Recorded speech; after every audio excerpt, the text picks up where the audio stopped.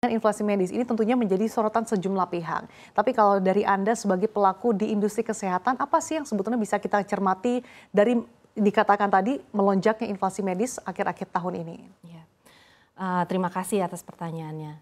Ini merupakan kesempatan yang baik untuk saya bisa memaparkan sedikit mengenai inflasi medis. Jadi kata inflasi kalau di dunia keuangan tentu terkait dengan harga.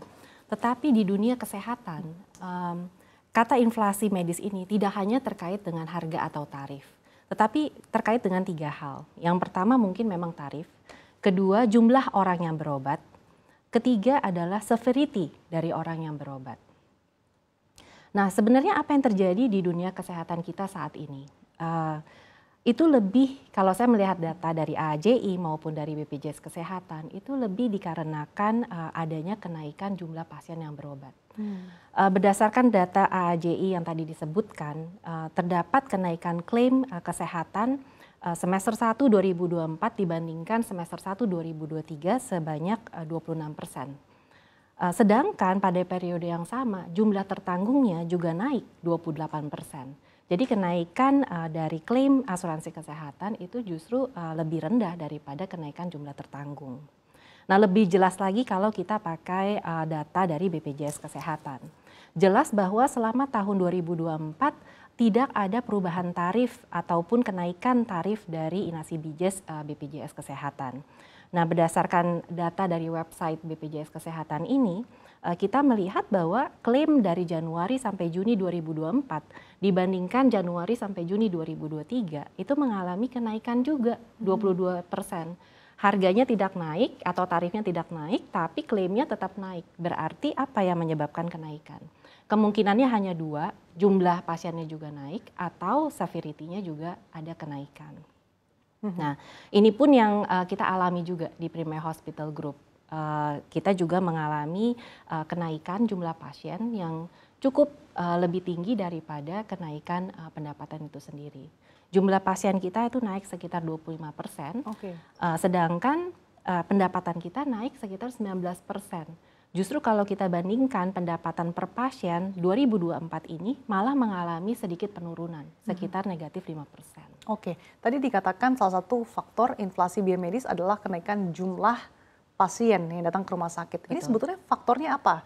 Sehingga bisa dikatakan justru jumlah ataupun trennya secara tahunan gitu justru meningkat. Iya.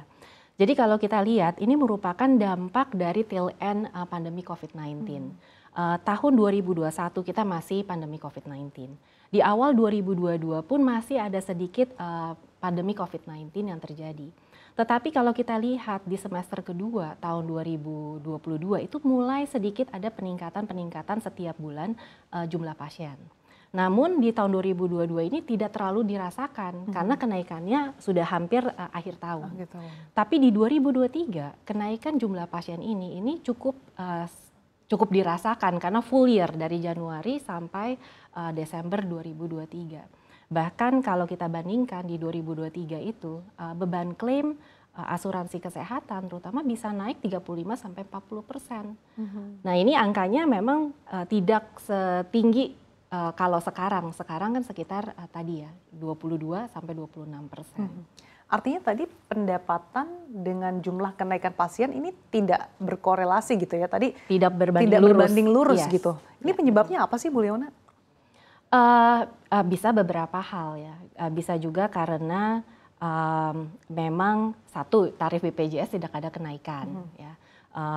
Ditahan di sana. Kemudian juga dari sisi asuransi ataupun perusahaan terus mencari cara supaya tarif rumah sakit juga ditekan karena beban klaim kesehatan yang melonjak tiba-tiba. Banyak perusahaan asuransi juga yang kesulitan untuk menjaga keseimbangan antara klaim dengan pendapatan preminya. Sehingga banyak sekali asuransi saat ini justru yang lebih menahannya di tarif atau di harga. Padahal permasalahan kita itu lebih kepada jumlah pasien yang memang bertambah. Oke, artinya kenaikan inflasi medis ini tidak serta-merta membebani keuangan dari segi pasien gitu ya Bu ya, dalam menjalani baik rawat inap maupun rawat jalan. Iya, kalau dari sisi pasien kita lihat ya Mbak Sasa, masih banyak pasien atau orang Indonesia yang berobat ke luar negeri, ya kan. Kalau tadi kita sebutkan jumlah pasien atau beban klaim kesehatan di Indonesia naik 22-26%. Kalau kita lihat dari data turisme Malaysia, itu jumlah orang Indonesia yang berobat ke Malaysia naiknya hampir 100%, double. Oke. Jadi lebih banyak lagi orang Indonesia yang ke Malaysia. Nah, kalau ke Malaysia, apakah bisa pakai BPJS? Ya kan? Apakah serta-merta lebih murah? Belum tentu sebetulnya.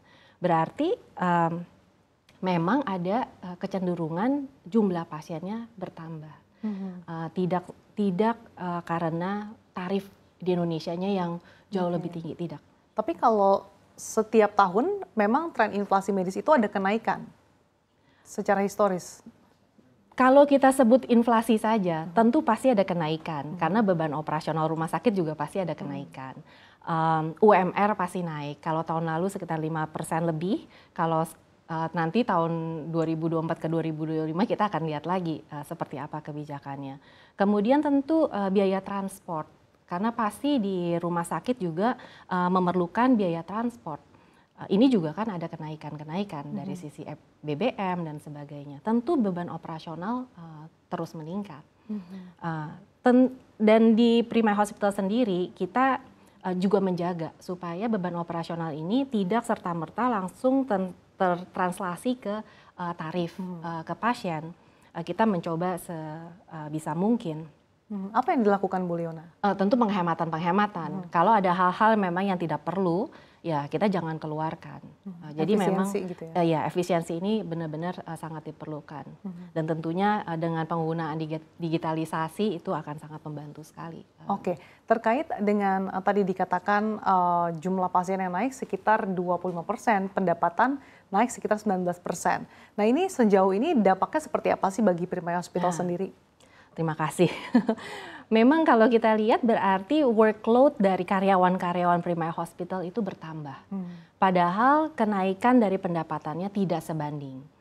Jadi bayangkan saja satu perawat yang mungkin biasanya merawat 3-4 pasien, sekarang dituntut merawat 4-5 pasien atau bahkan lebih. Tapi tentu di sisi rumah sakit juga kita akan melihat kalau perawatnya sudah full workload-nya, pasti kita mau tidak mau akan menambah orang. Dan ini fixed cost kalau untuk rumah sakit. Jadi akhirannya adalah beban rumah sakit akan terus bertambah kalau ini tidak benar-benar dijaga. Oke, tapi sejauh ini apakah sudah terjadi? Sudah mulai terjadi tentunya kalau workload itu sudah mulai meningkat. Sejak 2023 ya. Oh 2023? Iya, sejak 2023 kita udah mulai melihat workload ini semakin bertambah karena tadi jumlah pasiennya tiba-tiba juga ada pelonjakan.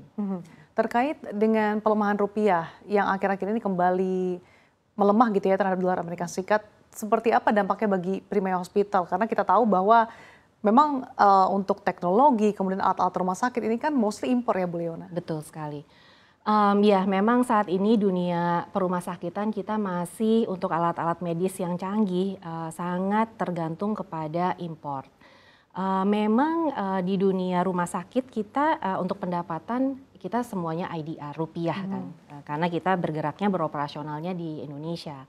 Tapi kalau dari sisi investasi karena tergantung dari barang-barang import yang kebanyakan berpatokan pada US dollar, pada saat US dollar kemarin hampir menyentuh 16.500, itu menjadi sangat sulit untuk kita bernegosiasi dengan vendor-vendor alat medis untuk menurunkan harga. Sehingga memang ya mau tidak mau ya mungkin investasinya mesti kita jaga betul. Ini mana alat-alat yang benar-benar kita perlukan sekarang, itu yang kita beli dulu. Tapi untungnya sekarang rupiah udah lebih menguat.